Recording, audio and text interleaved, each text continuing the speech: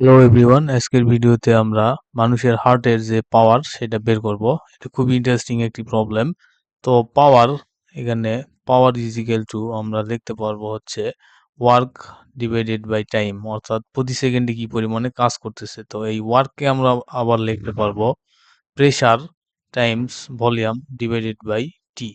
তো এখানে আমরা pressure P is equal to লিখতে পারবো এইচ রো জি। এখানে আমাদেরকে মানুষের হৃৎপিণ্ডের যে প্রেসার 80 মিলিমিটার পারদচাপ বলা আছে, তাহলে এখানে আমরা পেয়ে যাব এইচ এর মানটা হচ্ছে 80 মিলিমিটার, মিলিমিটারকে মিটার করতে হবে, আর রো এর মানটাও এখানে বলা আছে, এই যে রো এইচ জি, রো এর মানটা বসাই দিব, আর জি এর মানটা 9.8।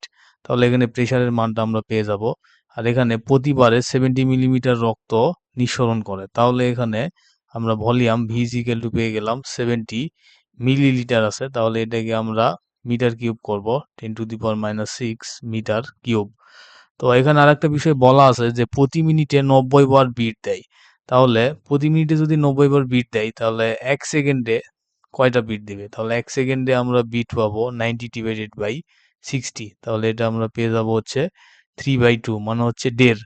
তাহলে একবার বিট দিলেই 70 মিলিলিটার রক্ত নিঃসরণ হয়, তাহলে 1.5 বার দিলে আমরা কত পাবো এটা আমরা এখানে গুণ করব।